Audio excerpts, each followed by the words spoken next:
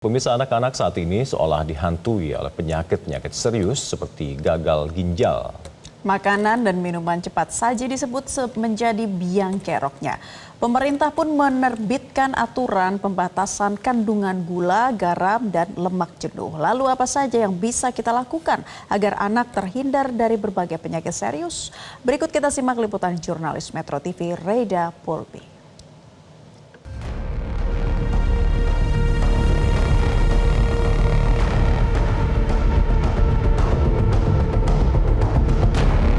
Tiap hari beli makan jajanan kayak viral gitu.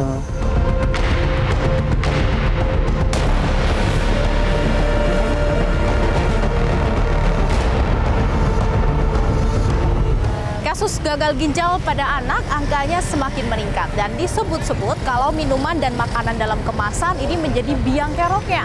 Tapi apakah benar hanya itu satu-satunya alasan dan apa yang bisa dilakukan pemerintah untuk menekan angka penyakit gagal ginjal pada anak? Ikuti penelusuran kami. Dinas Kesehatan DKI Jakarta menyebut ada 60 anak yang menjalani terapi gagal ginjal di Rumah Sakit Umum Pusat Nasional Cipto Mangunkusumo. Kebanyakan pasien berusia 12 tahun ke atas, meski ada juga yang berusia 6 bulan. Salah satunya adalah Farhan. Laki-laki berusia 18 tahun ini divonis gagal ginjal sejak 4 tahun lalu dan harus menjalani terapi cuci darah 3 kali seminggu. Kesukaannya mengkonsumsi makanan dan minuman kemasan menjadi awal Farhan menderita gagal ginjal. Awal penyakitnya awal ketahuannya tahun 2020. Nah, sepas saya ke rumah, anak saya sedang mual-mual. Seluruh badannya bengkak semua. Terus pusing, dia nggak mau makan, nggak mau apa. Nah, setelah itu langsung saya bawa ke dokter spesialis dalam di Majenang waktu itu, di Cilacap. Nah, kata dokter, saat itu dia bilang katanya anak ibu kena gagal ginjal, harus cuci darah. Setelah itu saya minta rujukan, sudah nyari kemana-mana se-daerah Jawa Tengah sampai ke Margono, tidak ada juga, cari rujukan buat merujuk anak saya ini berobat. Sampai ke Bandung Hasan Sadikin juga tidak ada juga. Nah, setelah itu saya memutuskan saya minta dirujuk ke Fatmawati aja ke Jakarta. Jadi waktu SMP kelas 9 itu bukan cuma bengkak, sesak, pusing, terus suka kencing berlebihan dan kekuningan, kekurangan darah juga karena sering minum kemasan. Tapi tidak dibarengi air putih. Oh, berarti minumnya air-air yang berasa? Iya, yang kemasan-kemasan itu. Tiap hari beli makan jajanan kayak viral gitu. Waktu masih sehat nih. Oh, terus minum minuman yang manis-manis gitu ya. Sekarang sudah lulus. Alhamdulillah. Sudah lanjut kuliah? Belum. Kenapa? Baru persiapan. Persiapan dulu. Kenapa belum lanjut kuliah gitu? Ya, terutama modalnya lah belum ada. Syaihul Hadi, pendiri Yayasan Ginjal Anak Indonesia, menyebut tiap tahunnya pasien gagal ginjal yang ia dampingi mengalami kenaikan.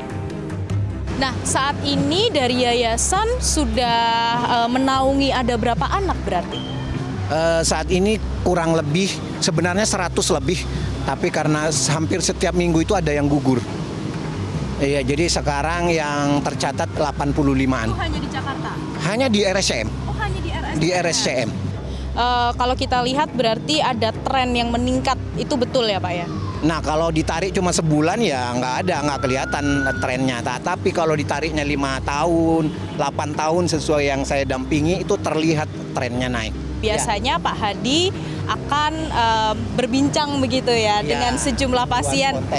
Oke, kita boleh coba berbincang dengan mungkin salah satu pasien yang baru saja selesai cuci darah. Halo. Oh, oke. Mama? Ya. Mama Morin ya? Iya. Baru selesai cuci darah? Baru aja selesai. Iya. Gimana kondisinya Morin, Mama? Alhamdulillah lah stabil. Halo sayang. Ini berapa kali dalam seminggu cuci Seminggu 2 darah? kali. Di pertengahan cuci darah itu biasanya ada gejala apa? Kalau udah mau selesai itu pusing. Oh, pusing. Dan Iya. kalau misalkan dia cairannya terlalu banyak, dia suka lemes banget gitu. Karena kata dokter juga kan selain cuci darah ya transplant ginjal gitu. Mau pakai ginjalnya siapa yang paling cocok? Jadi ya, Oh, ayahnya. yang paling saya utamakan biar mau stabil aja. Stabil aja. Kita udah untuk anak-anak kita tuh yang penting stabil aja gitu loh, Pak. Awalnya penyebabnya apa, Ma? Bisa cuci Nephrotic darah? syndrome. Oh, Dari umur 2 tahun setengah udah kena sakit itu. jadi Itu divonis gagal ginjalnya baru 2 tahun sih. Jadi harus cuci darah, benar-benar cuci darah. Usianya 16 tahun. Dari kecil dia sakit. Untuk mencegah meningkatnya penderita gagal ginjal anak, Kementerian Kesehatan menerbitkan regulasi baru terkait pengendalian konsumsi gula, garam, dan lemak jenuh atau GGL melalui PP nomor 28 tahun 2024. Hal ini karena GGL dianggap meningkatkan potensi obesitas pada remaja yang menjadi cikal bakal berbagai penyakit serius termasuk gagal ginjal. Ya, kalau kita lihat dari survei kesehatan Indonesia yang kita lakukan 2013 ya, bahwa konsumsi garam, gula, lemak masyarakat Indonesia itu memang hampir 80% sampai 90%, terutama di daerah-daerah tertentu itu melebihi dari kadar yang seharusnya. Ya, jadi memang kalau kita lihat kembali lagi PP ini adalah amanat untuk kementerian lembaga maupun kementerian non lembaga. Nah, jadi memang kalau dilihat di aturan maka PP ini sudah mengatur secara teknis ya, misalnya bagaimana kita mengatur kadar garam, gula, lemak ataupun pengaturan untuk cukai pada misalnya makanan berpemanis dalam kemasan ataupun juga pangan-pangan untuk memberikan informasi berapa kadar garam, gula, dan lemak yang ada termasuk pada pangan siap saji. PP ini akan dikawal bersama dan tentunya kalau kita berbicara mengenai pengawasan itu akan dilakukan sesuai dengan tugas dan fungsi masing-masing, termasuk juga pemerintah daerah ya dalam hal ini, karena kan beberapa penerbitan izin itu juga merupakan kewenangan pemerintah daerah. Ya, tentunya mungkin kita harus melakukan sosialisasi lebih teknis ya. Kalau kita lihat pemirsa, rata-rata uang saku anak sekolah SD atau SMP zaman sekarang ini sekitar 20.000 per hari. Nah, kita lihat dengan uang 20.000 rupiah, kita bisa dapat jajan pasar apa saja yang jelas lebih enak dan juga lebih sehat dibandingkan anak-anak Anda jajan sembarang.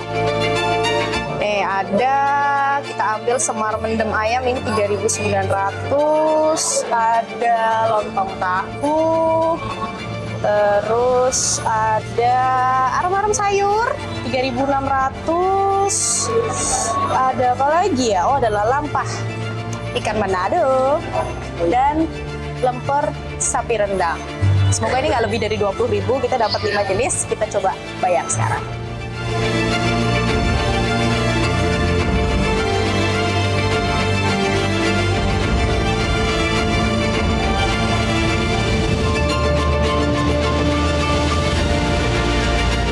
Bagaimana pemirsa, ternyata dengan 20.000 rupiah saya bisa mendapatkan ada 5 jenis nih jajan pasar yang pastinya lebih enak, bergizi dan juga higienis dibandingkan jajan sembarangan. Bahkan saya masih dapat kembali 200 rupiah nih. Nah, kalau misalnya Anda tidak mau beli, Anda juga bisa masak dengan bahan-bahan seadanya di kulkas Anda. Mungkin dengan telur, kemudian tahu, sedikit ayam dicampur, dikukus. Nah, itu juga sudah menjadi kudapan yang lezat dan juga bergizi untuk anak Anda. Nah, kenapa pola hidup ini sangat penting? Karena kalau kita lihat, pola hidup ini menempati peringkat keempat menjadi alasan gagal ginjal pada anak. Sementara gagal ginjal pada remaja dan juga dewasa, pola hidup yang tidak sehat menjadi alasan utama. Nah, bagaimana pemirsa? Ternyata hidup sehat tidak perlu mahal kan? Ahli gizi Dr. Tan Shotyan menekankan orang tua berperan penting dalam mencegah penyakit serius pada anak. Salah satunya dengan membiasakan makanan sehat dan bergizi. Contoh, itu yang paling utama, karena orang tua itu adalah panutan bagi anak. Bagaimana kita bisa mengajarkan anak makannya sehat, mau makan sayur, mau makan buah, mau makan rumahan. Sementara ibunya jajan cilok, bapaknya masih makan makanan warung yang aduh repot, atau beli layanan antar yang kita nggak pernah tahu itu komposisinya apa, bahan bakunya seperti apa. Yang penting asal enak dan kemasannya keren. Peraturan itu berjalan sama pentingnya dengan literasi masyarakat.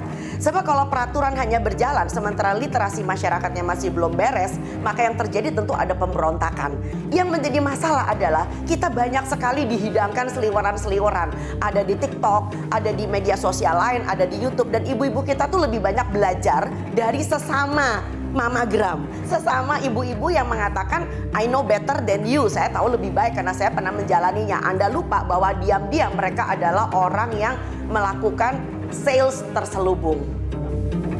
Makanan yang bergizi menjadi poin utama dalam mencegah munculnya berbagai penyakit serius. Padahal setiap hari anak-anak sekolah dijejali makanan instan dan jajanan yang kurang sehat. Ya susah, soalnya kan pakai bahan garam gitu kan. Anak-anak sukanya Iya, yang asin-asin. Iya, anak-anak kan suka yang manis, yang gurih. Suka bumbu-bumbu lah kalau anak-anak kan. sukanya yang Iya, berasa banget iya, gitu yang ya. berasa. Kalau gak ada rasanya kurang kayaknya. Ya gimana ya, susah banget kayak gitu mah kalau dibatasin nih.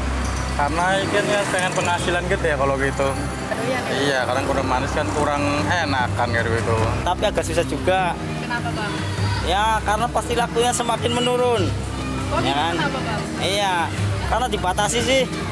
Anak-anak doyannya yang begini? Iya, yang gurih-gurih, yang asin-asin, yang manis-manis. Ya rasa kalau kurang berarti kurang pembelinya. Mau batasin gimana ya, kalau mau batasin mecin-mecin itu mungkin ya pedang-pedang partai besarnya aja kalau batasin mah. Ya kan, kalau yang kayak kita pedagang ini kan cuman ada barang kita beli kan.